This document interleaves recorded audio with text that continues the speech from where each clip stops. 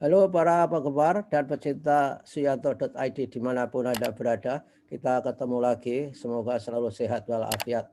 Kali ini kita tetap berada di channel suyanto.id, sebuah channel untuk berbagi pengetahuan dan belajar sepanjang hayat.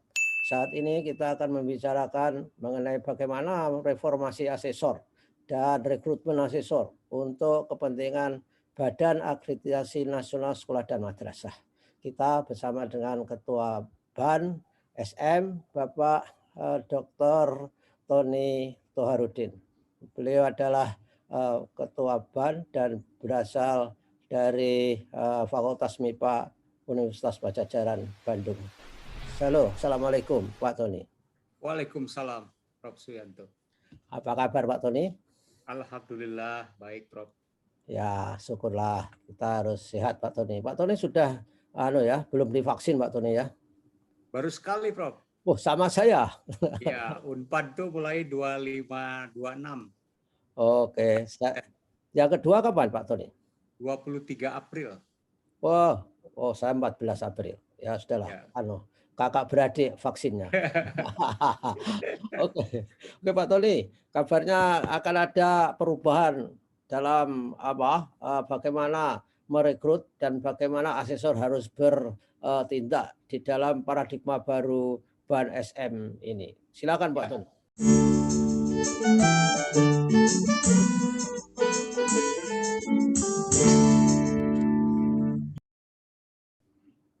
Ya, terima kasih, Prof. Suyanto. Jadi untuk paradigma baru ini kita perlu asesor yang memang betul-betul qualified ya. Jadi tahun 2020 kami sebetulnya sudah mempunyai asesor itu sekitar 10.600. Wah, luar biasa. Indonesia. Nah, karena perubahan paradigma, maka jumlah 10.600 ini kami lakukan uji kompetensi. Oke. Uji kompetensinya baik dari sisi kognitif maupun non-kognitif. Oke. Untuk yang aspek non-kognitif, kami melakukan uji kompetensi melalui uji integritas dan uji kepribadian. Ya. Dan untuk kognitifnya kami melakukan uji pengetahuan tentang akreditasi dan juga sisi nalar. Oke. Atau mungkin kita sebut sebagai TPA ya. Dan dari 10.600, Prof, yang lulus itu hanya 3.800-an. Oh, sudah dilakukan ya? Sudah di tahun 2020. 3.800-an yang memenuhi kualifikasi yang kita tetapkan. Tapi 10.000 itu sebetulnya sudah memenuhi kebutuhan atau belum? Belum, Prof. Wah, nanti kita harus merekrut baru lagi plus menambah di atas 10.000 dong. Ya, sebetulnya dengan kuota yang sekarang kita hanya nambah 1.800-an. Oke. Karena kuota kita di tahun 2021 itu hanya 10.490 sekolah madrasah. Wah, tapi itu rasionya masih kecil juga dibandingkan kebutuhan sekolah jumlahnya 50.000. Ya, sebetulnya kuota kita itu harusnya lebih dari situ. Karena sekolah kita kan sebetulnya jumlahnya itu 270.000 lebih. Oh iya, 270.000. Ya. Sehingga setiap 5 tahunan itu kurang lebih ya 50.000 sampai 60.000 ya. Karena memakai sistem yang baru, ada proses otomasi, maka kebutuhan asesor juga menjadi berkurang. Ya dari 10.600 tadi jadi 3.800-an ditambah yang sekarang. 21 kita akan merekrut 1.800 asesor yang baru. Loh, tapi kan masih kurang, Prof. Gitu. Ya, sebetulnya kalau kuotanya lebih dari 10.000 masih kurang. Di suyanto.id kami harapkan banyak pendengar. Iya, insya Allah. Berminat untuk menjadi asesor akreditasi sekolah madrasah. Kami memerlukan 1.800 asesor di tahun ini, seperti terlihat di layar kebutuhan setiap provinsi. Banyak untuk tahun ini Nusa Tenggara Timur 220, untuk Jawa Barat 180, Banten 160, dan seterusnya. Sampai beberapa provinsi yang hanya membutuhkan 20 asesor. Tapi asesor itu, Pak Tony, itu harus direkrut dari daerah asal di mana harus bekerja atau di mana saja bisa? Asesornya tentunya berasal dari daerahnya masing-masing. Oh. Ya, provinsi. Oh. Wah. Jadi, katakanlah yang 220 Nusa Tenggara Timur ini harus semua orang Nusa Tenggara Timur. Oh, itu berat itu mencari sejumlah itu karena Pak Tony. Karena kami tidak melakukan cross provinsi. Oh. Provinsi. Ya. Sesuai dengan anggaran yang ada. Jadi Bapak Ibu sekalian, dimanapun berada, silahkan yang berminat untuk menjadi asesor tahun ini untuk mendaftar. Tanggal 1 April akan diekspos pengumuman rekrutmen untuk seluruh Indonesia. Ya. Syaratnya apa, Pak Tony? Ya, untuk persyaratan menjadi asesor, pertama dari kualifikasi pendidikan minimal S1. Kemudian juga hal lain terkait dengan berpengalaman di bidang pendidikan minimal 5 tahun. Kemudian juga tentunya harus berbadan sehat. Iya. Ya. Dan unsur asesor terdiri dari dosen, praktisi pendidikan, pengawas sekolah, Widya Iswara Pendidikan, dan satu lagi yang baru sekarang fungsional itu Widya Prada. Oke. Jadi misalnya butuh 10 itu. Semua unsur itu harus dipenuhi. Dosen, guru, kemudian Widya Prada, segala macam itu, Pak Tony?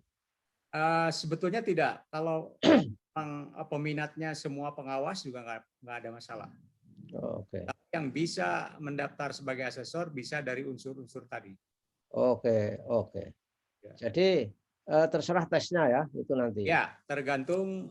Mungkin saya perlihatkan juga di layar tentang bagaimana alur rekrutmen asesor yang baru. Ya. Kita lihat sebentar. Kalau yang sudah nggak lulus itu boleh daftar lagi tidak, Pak Tony? Boleh, Pak. Jadi yang tidak lulus di tahap tahun 2020 itu bisa melakukan pendaftaran kembali.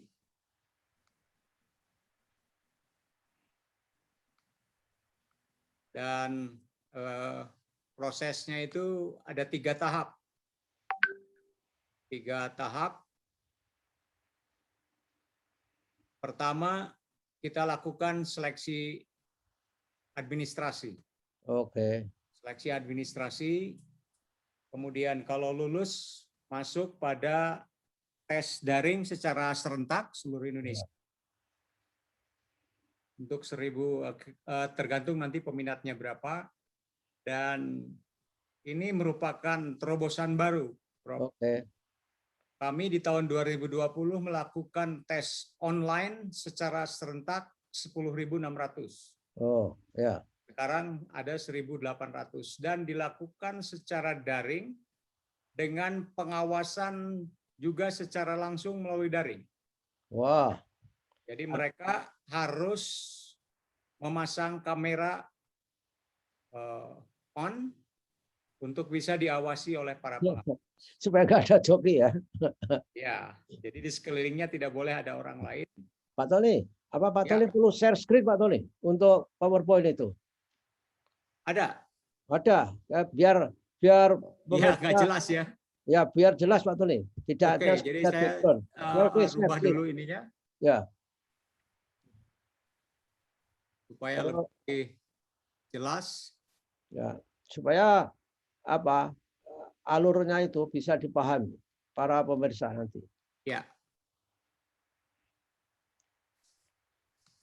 saya share screen. Di atas mungkin. Ah, sudah.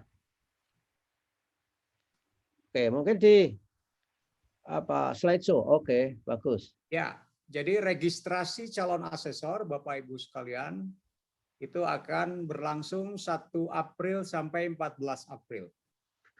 Oke. Ini registrasi calon asesor, kemudian seleksi administrasi akan diumumkan tanggal 16 April. Hmm. Kalau yang lulus memasuki tes berikutnya yaitu tes daring secara serentak. Tanggal 24 April. Kemudian Ya. dari tes daring yang lulus itu akan menuju interview yang dilakukan oleh Ban SM Provinsi. Oh ya. Karena terlalu banyak, jadi dilakukan di provinsi masing-masing melalui wawancara, dan wawancara ini juga akan dilakukan secara daring melalui Zoom meeting yang nanti akan di breakout ke masing-masing pewawancara. Dan setelah melewati wawancara, yang lulus nanti akan menuju diklat asesor. Oh. Dan diklat ini juga sama, akan dilakukan serentak seluruh Indonesia dalam waktu yang sama, supaya nanti pas ujian akhirnya itu akan sama semua jadwalnya. Ya. Dan Daring juga diklat. calon asesor 2021. Diklatnya juga daring Pak Tony. Ya, diklat asesor akan dilakukan secara daring di masing-masing provinsi, tetapi secara serentak waktunya sama. Syaratnya apa Pak Tony? Provinsi yang memiliki kewenangan untuk ikut mewawancara calon-calon yang sudah lulus tes. Ya, jadi nanti kami mendelegasikan wawancara ini ke Ban Provinsi. Jadi di Ban Provinsi nanti akan diberikan penugasan kepada anggota di Ban Provinsi. Rata-rata anggotanya jumlahnya 7 sampai 15 orang Oke. di setiap provinsi. Oh, kalau anggota itu tadi kok ya, tidak dites sebagai asesor ya, bukan ya? Ya, Prof. Kalau yang anggota Ban Provinsi itu kan tidak rekrutmennya tidak melalui tes seperti asesor. Oh, sama, Prof. Melalui tes. Kami kebetulan tahun ini baru di Kalimantan Tengah yang habis masa jabatannya, dan kebetulan saya yang mengetes, baik tes daring maupun wawancara. Oke. Oh, jadi persiapan ini yang harus disampaikan ya. Tes yang paling banyak jatuh di tes apa Pak Tony? Ya, biasanya tes daring itu, Prof, yang isinya adalah kognitif dan non kognitif. Oh, oke. TPA Ya, itu. TPA ada, kemudian kepribadian juga ada, dan juga tes pengetahuan seputar penjaminan mutu pendidikan. Ya, oke. Ya, di sini biasanya yang banyak yang jatuh nilainya itu. Ya, ya. Ya. Umur nggak dibatasi Pak Tony? Umur asesor minimum 30 tahun, maksimum 58 tahun. Oh ya. Dan ya, sudah pasti itu, nggak boleh di Ya. Jadi kalau daftarnya pada usia 58 tahun, maka dia akan berakhir umur 61 tahun. Oh ya. Sertifikat itu adalah 4 tahun. Lalu yang membiayai ban daerah itu siapa Pak Tony? Ya, setiap tahun kita MOU dengan daerah melalui bantuan pemerintah untuk menyebarkan seluruh anggaran ke seluruh provinsi. Oh gitu ya. Artinya antara kami dengan Ketua Ban SM Provinsi. Oh ya, berarti budgetnya Ban SM itu banyak itu. Tapi apa? Kementerian Agama nggak ikut mensupport Nggak ikut, finansial, Prof. nggak ikut. Nggak ikut. Tapi menikmati. Padahal kami sangat memerlukan dana APBN-nya mereka. Ya, harusnya bisa Pak Tony. Harusnya Iya, mulai, betul. mulai dibicarakan harusnya. Iya. Kan, Kami ya, mencoba membicarakan itu beberapa kali, tetapi dalam implementasi sulit juga untuk dilakukan. karena mungkin karena dia pusat apa sulitnya itu nggak ada uangnya atau kendala aturan ya karena dia centralized kemudian ban daerah itu adalah decentralized entity gitu apa ya nggak gitu ya. Ya, sebetulnya ada pengalaman empirik ya ketika mereka menganggarkan di setiap kanwil bisa dilakukan. Ya. Tetapi memang harusnya dari pusat ya supaya seragam seluruh provinsi itu membiayai tentang ini. Tapi karena tidak diinstruksikan dari pusat sehingga masing-masing kanwil berinisiatif. Gitu ya. Tapi sekarang sudah tidak ada lagi. Ya. Ada lagi nggak PowerPoint berikutnya Pak Tony? PowerPoint berikutnya yang tadi, Prof, yang ini. Oke, ya sudah. Bapak Ibu sekalian, silakan ini adalah kuota untuk masing-masing provinsi kebutuhan sektornya. Dan yang paling banyak di Nusa Tenggara Timur 120, yang lainnya terutama untuk yang 20 itu di Sulawesi Utara, Papua Barat, Maluku Utara, Kepulauan Riau. Yang menarik di sini, Prof, ya. Papua itu merekrut 100. Siapa? Papua. Oh, Papua. Karena Papua itu masih banyak sekolah madrasah yang belum tersentuh. Oh ya ya ya. Apalagi dan juga minat asesornya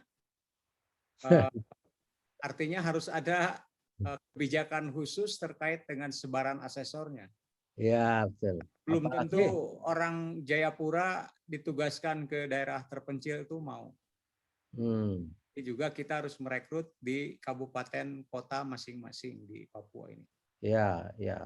Apalagi sana kan transportasinya sulit gitu.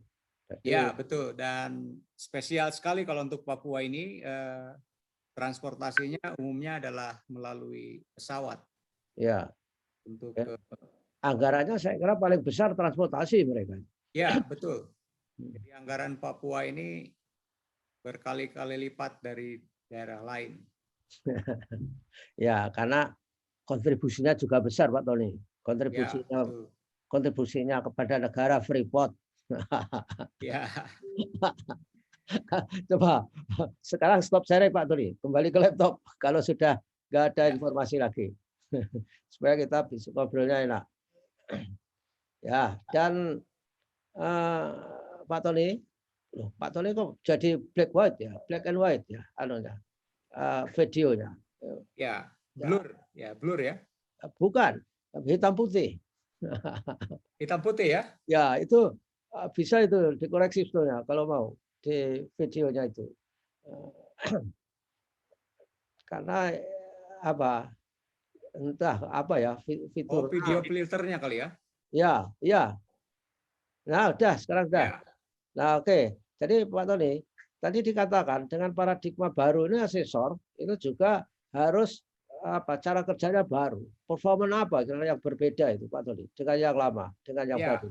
Dari sisi substansi mereka harus bisa melakukan triangulasi dari beberapa variabel penting yang harus menjadi perhatian mereka. Jadi ketika katakanlah satu komponen kualitas proses pembelajaran, maka mereka akan mencoba mengumpulkan atau menggali data dari berbagai jenis responden, katakanlah guru, siswa, kemudian juga orang tua, dan mereka harus bisa mengolah sedemikian rupa sehingga menyimpulkan penilaiannya di Ya. level yang mana. Oke. Jadi mereka harus bisa melakukan triangulasi, terus kemudian akhirnya melakukan pengambilan keputusan berada di level yang mana. Nah, kalau yang dulu, asesor itu cukup menceklis dokumen-dokumen yang ada. Kalau dokumen itu ada 10 yang harus dikumpulkan, kemudian ada 9, berarti ada 9/10 ya. Oke. 90%, tinggal checklist yang 90%. Ya. Sekarang mereka harus punya analisa kualitatif yang baik, sehingga bisa menyimpulkan performanya itu ada di level mana. Oke. Ada leveling, ya. Leveling apa? Kenapa?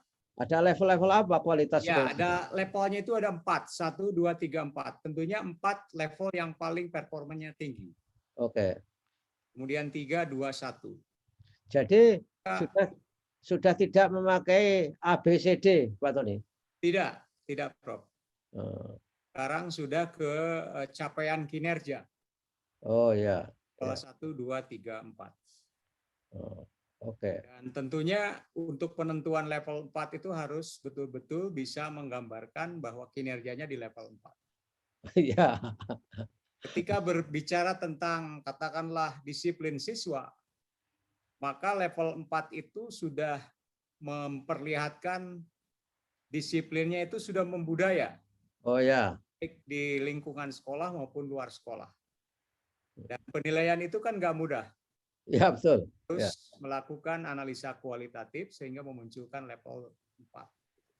Oh, berarti dia harus paham dikit-dikit, ya enggak dikit, paham mengenai teknik analisa data kualitatif itu, Pak. Ya, betul. Terutama ketika dia misalnya saja wawancara, melihat dokumen, itu kan harus ada analisis kualitatif yang memadai itu.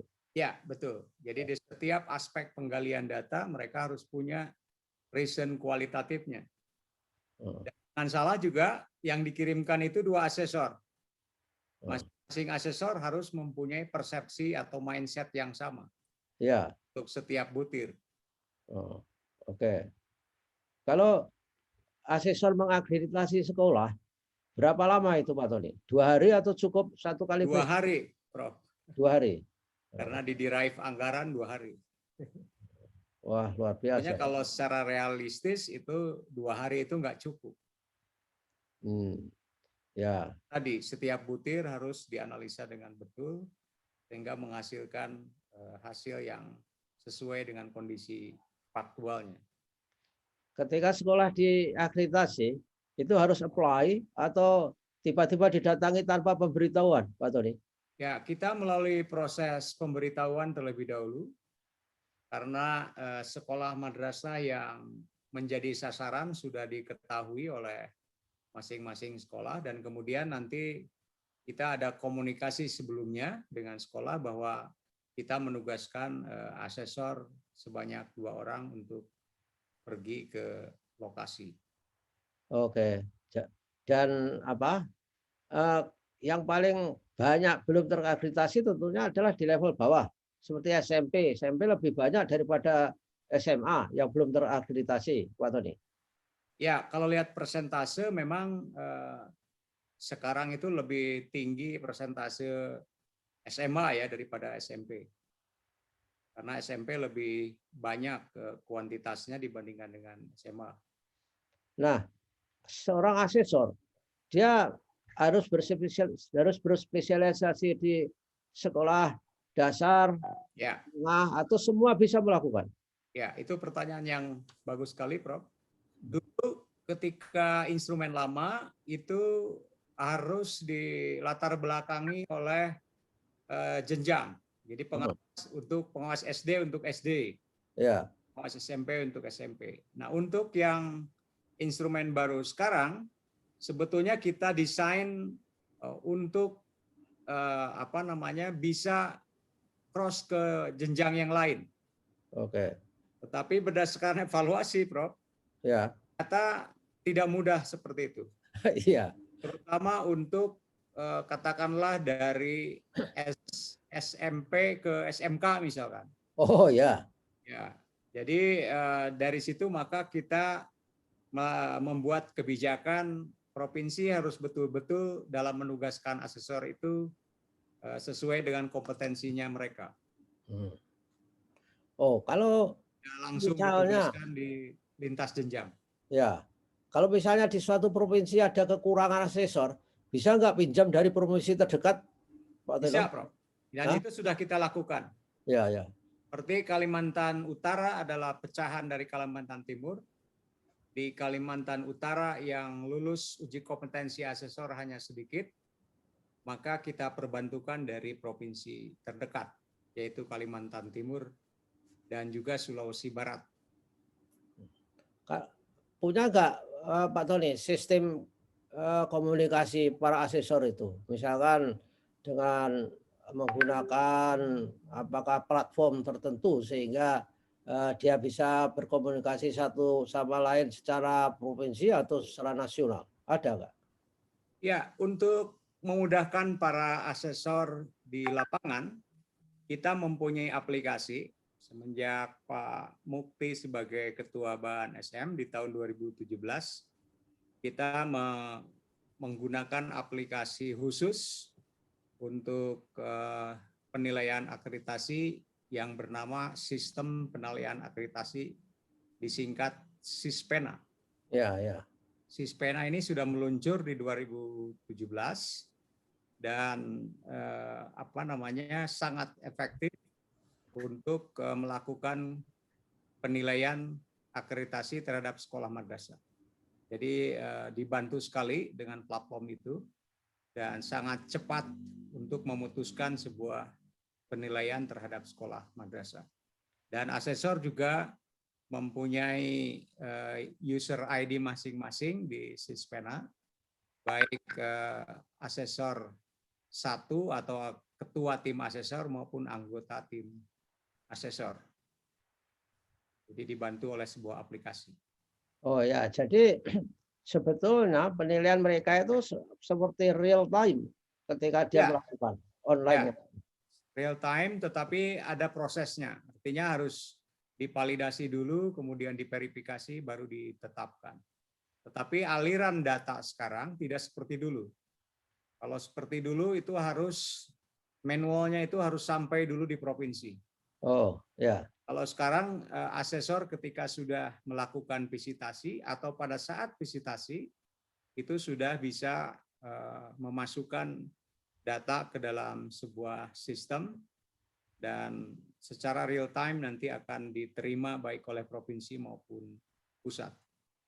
Nah, pekerjaan BAN itu pernah atau bisa nggak digunakan untuk mempanis sekolah? Misalkan sekolah karena kurang memenuhi persyaratan harus dibubarkan, harus burger, harus apa gitu, Pak Tony?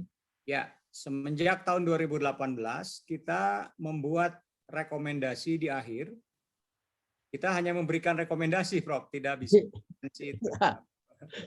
Membuat rekomendasi itu ada 3, Prof. Pertama ditutup. Yang kedua merger, gabung. Yang ketiga dibina. Oh, ya. Kami serahkan ke pemerintah daerah maupun ke kementerian. Kalau ada sekolah yang tidak terakreditasi, maka keputusannya itu ada 3 kategori.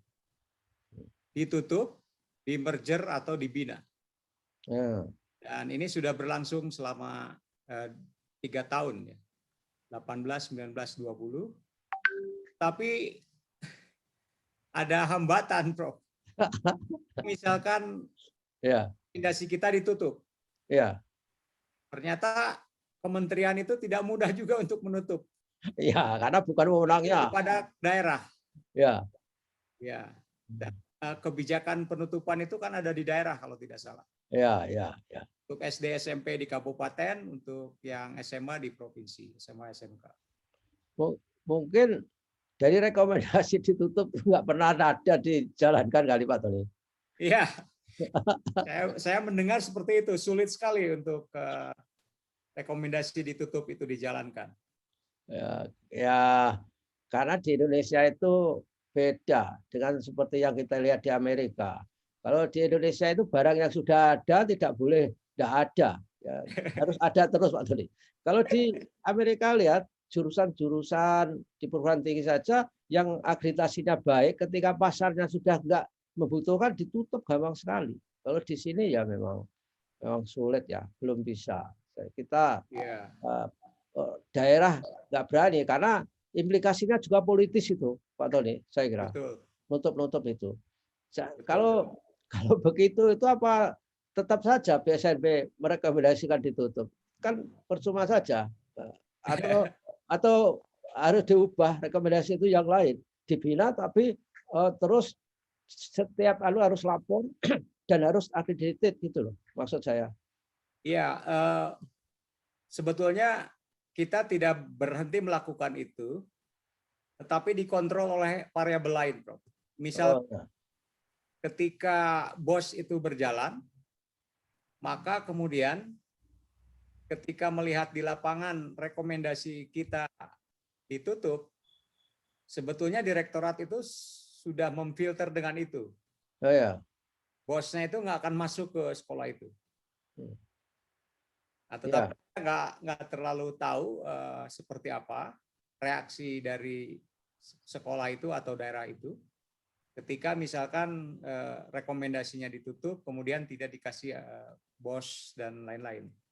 Ya, tapi kalau insentifnya itu budget, keuangan itu manjur Pak Tony. Pengalaman saya Ya, dulu. betul. Dulu kan Dari dulu ya, ketika Prof. ya ketika kita membuat sekolah Dapodik. bertaraf internasional itu guru kepala sekolahnya kan kita latih yang baik itu. Tiba-tiba dipindahin, kita kan marah. Karena marah tapi dia nekat saja. Ini kewenangan saya katanya. Ya oke, kewenangan Anda. Tapi kalau Anda memindai kepala sekolah semau-maunya, maka blok grant yang datang ke daerah kabupaten sudah stop semuanya. Oh itu comply baru. Iya, betul. Baru Dulu kalau mau juga ubah, Dapodik demikian ya. harusnya begitu. Mereka kalau tidak mengisi, tidak mengupdate, berpengaruh. Ya, tadinya Dapodik zaman saya itu pada nggak mau juga. Iya, betul. Akhirnya juga dikaitkan dengan keuangan itu, keuangan dan privilege. Akhirnya mau juga. Ya sama Pak Tony. Zaman saya jadi rektor dulu, yang namanya akreditasi itu juga nggak digubris oleh rektor-rektor dulu. Tapi akhirnya dikaitkan dengan macam insentif dan privilege, akhirnya tergiring bisa ikut akreditasi semua. Dan bahkan sekarang kan berbondong-bondong dengan sukarela mau mengakreditasikan dirinya secara internasional dengan berbagai badan akreditasi. Ya. Sekolah mungkin bisa nggak? Saya nggak tahu. Ini mungkin karena kurang budget. Bisa bikin sekolah itu akreditasi yang mandiri gitu nggak mungkin ya? Ya, harusnya sih mungkin ya. Karena nanti kan sebetulnya akreditasi ini diarahkan kepada volunteer ya, Prof. Ya. Jadi harusnya lembaga akreditasi mandiri juga bisa muncul selain sekolah nanti membiayai sendiri untuk akreditasinya. Dan melihat data empirik, banyak juga sekolah yang memang menginginkan demikian karena kuota kita sangat terbatas. Ya, maksud saya sekolah yang sudah baik-baik itu biar melakukan self accreditation dengan kelompok tertentu, sehingga mereka nggak menunggu budget dari pemerintah yang jelas-jelas kurang, sangat kurang kan Pak Tony sekolah itu sangat budget kurang. Ya oke. Tapi mungkin juga harus mengubah dari sisi regulasinya ya. Iya. Regulasinya kita sangat jelas bahwa akreditasi itu dibiayai oleh APBN. Ya. Nah, masalahnya APBN-nya itu defisit terus Pak Tony. Jadi sulit saya kira. Ya oke lah Pak Tony, saya kira kita sudah memberikan berbagai informasi yang bermanfaat bagi para asesor dan juga calon asesor yang akan direkrut Pak Tony untuk mengisi kekurangan itu. Terima kasih Pak Tony kebersamaannya. Sama-sama Prof. ID. Dan kami atas nama institusi juga terima kasih Ya, oke, terima kasih. sarana untuk mensosialisasikan kebijakan kami, Prof. Ya, terima kasih. Dan mudah-mudahan kita selalu sehat, Pak Tony. Amin.